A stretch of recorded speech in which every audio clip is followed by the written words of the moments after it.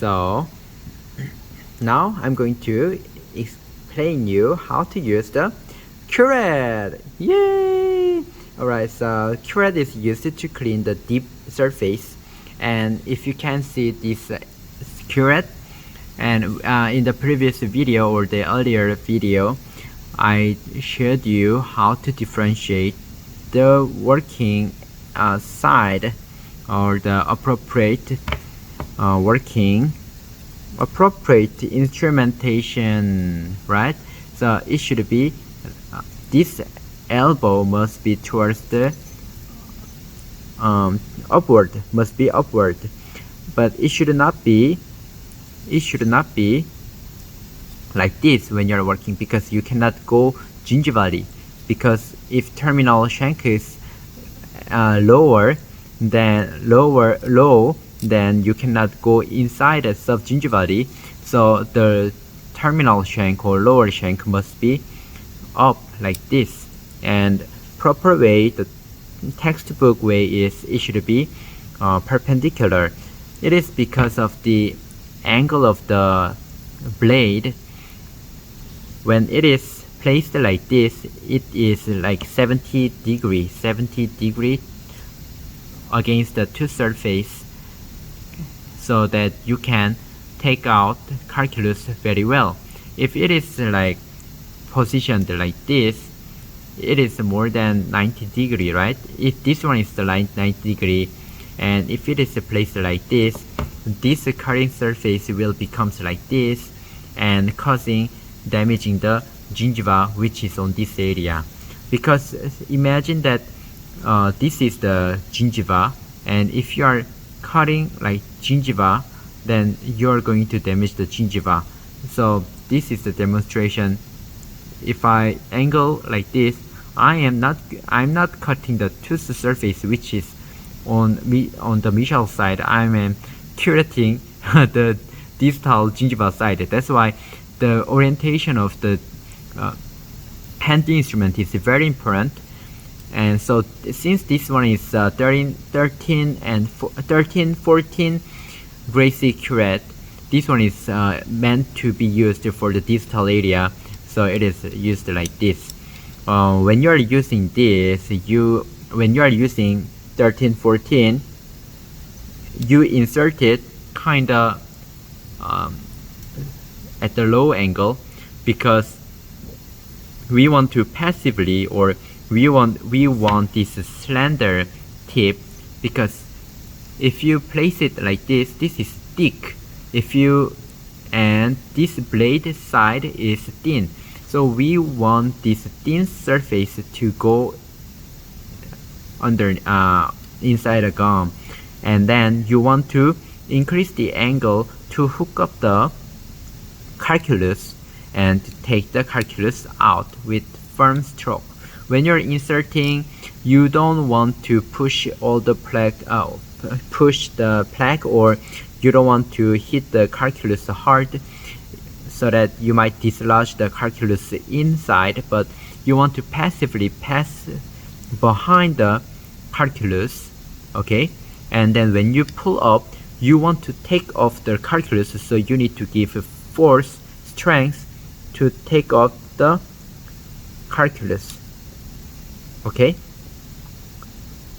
I think this one went too way behind, so like this. Okay, so this side is used to remove the distal area only.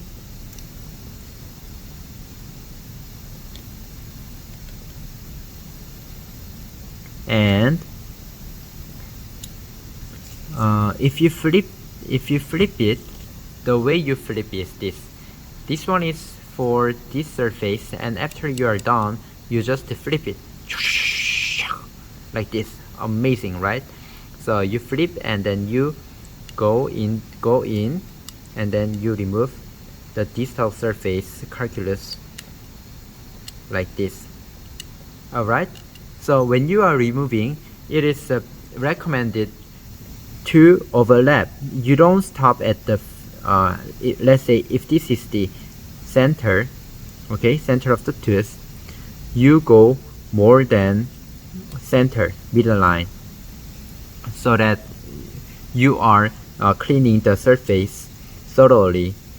Okay, now I'm going to show you how to use number 11, 12, which is made for removing the mesial side. And this instrument is more special than the distal side. Not more special, but yeah, because it can clean more surface than the distal. Distal, we just covered this distal area, but this 11, 12 is also cleaning the lingual and the buccal surface and the mesial surfaces. So we start from the distal line angle. Here, if you see the crown, you see here the line angle, okay, the corner. If you draw a box, let's say, yeah, here, this is the tooth, you see the line angle, the corners. The corners are called, in a fancy word, line angle. So we start from the distal line angle, okay. Okay, we have to first check whether it is the right working side. So when you place it on the mesial side, this elbow must go, toward upward, not like this, okay? Not like this. It is wrong. It should not cross this axis. So you flip it and use this side, okay? So this side, you follow me with your instrument, and it just goes like this. In top portion, it looks like this, okay? So you insert it, okay, and then you are gonna clean the surface like this, like this, like this, like this, like this, like this, like this. Very good. And you rotate it. See, my finger is rotating as I am going towards the mesial. See that my thumb is rotating the instrument very luxuriously, very smoothly, right? Rotating gently. Yeah, so rotate it, and then you remove calculus like this. Okay. So one other important point is that when you are removing the calculus, you have to always let this tip of curette touch the tooth, okay? You should not let the end portion, this far portion or the middle portion touch, because if you are cutting like this, you see that this sharp toe is protruded and causing the gum to be injured. So this toe, this one is called as a toe, the tip. The toe must always touch the tooth surface. So as you are, let's say, you see this one is removing very well, right? Removing very well. Oh yeah. Oh, it looks so clean. I feel like I'm being cleansed, Oh, it's so clean. It's so clean. You see, I am. My force is mostly concentrated on this tip, not the middle portion. I'm not cleaning with this middle portion, but always let the toe rest on the tooth surface. It's very, very, very important. So remove, and as I am at this angle going towards the mesial side, you rotate it. Very good. Oh, very good, very good. All right, so this is not my tooth, so I need to replace the calculus. Wait a minute.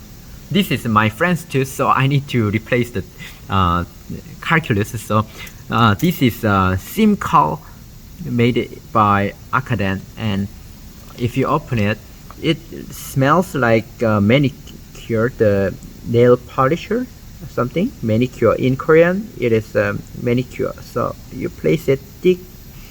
Oh, my friend will like it because there will be the calculus. But the thing is that it takes 24 hours for it to set, but our exam is just after like 18 hours later, so hopefully it'll set. Okay, so my friend, sorry. Yeah, so this is how we remove. Amazing, right? Easy, funny. Okay, so once again, this one, like remove. You can also make it a little bit high in angle, but you can sometimes you can also do like this and remove and rotate and remove. But as I explained the distal side, you also need to cross the middle line, okay, more than middle line, so that it'll be overlapped and make a thorough clean. So for the 5/6 Gracie Curette, just to use any surface on the anterior and the buccal and the lingual surface, you can do that. For the universal, for the other like specific Curette, they are 70° in the bevel, the blade, but the universal is 90°. So basically you can use any place, you know. And lastly, Curette. It's very easy. Just Curette is so for the supragingival area, and it is a double cutting edge, so any side you can use. But just like the Curette, this is scalar. Sorry, I've been saying scalar, but Curette, but this is a scalar. This scalar needs to be also used the elbow going up, like this. Elbow must go up, not like this, okay? Not like this, but it needs to be like this. So it is used to remove the supragingival calculus and any interproximal surface. It is very good in shape, the triangle, to clean the interproximal surface very well. Yeah, running out of time and I don't have a battery, so when you are sharpening, basically we need to sharpen the side, okay?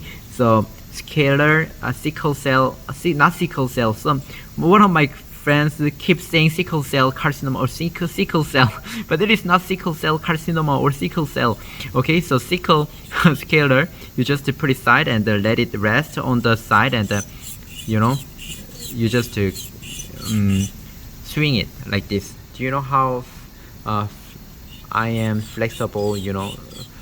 This one is the like this, fix, and like this, like a fish like this, okay? So hold it, don't just leave it on the floor because it needs some angulation because it is very shallow. So like this, okay? And we don't have a fancy scalar tester or scalar sharpening tester, but just to grab the, you know, the three-way syringe, the plastic tip or any suction tip, and try to, you know, do this. If it catch like this, it's very sharp, okay? But if it doesn't catch and if it just, you know, flows away, if it just goes away, then it is not sharp, okay? So I showed you how to sharpen your sickle or the universal scalar, and I'm going to show you how to sharpen the Gracie. Gracie, it has a higher angle comparing to the, you know, scalar, and you just place it on the Gleason guide. If you don't have Gleason guide, I'm going to teach you whether if my battery allows. So just to hold it and just like the same way, just you know, sharpen it like that, sharpen it. Since this one is the distal side, is the cutting side, so I'm going to place the distal side. No, this one is the Michel, so sorry. Yeah, I can make a mistake. So this one Michel side, and since it was 11, 12, so if it is the 13, 14, of course the cutting side is on this side, so I'm going to place it. This one is that one was scalar, so this one is the 13, 14. So since the cutting blade is here, cutting side is here, so I'm going to place it like this for 13, 14. And when you are sharpening the toe, just to place it flat to the this toe side, and just to rotate it. When you are rotating, rotate it like this.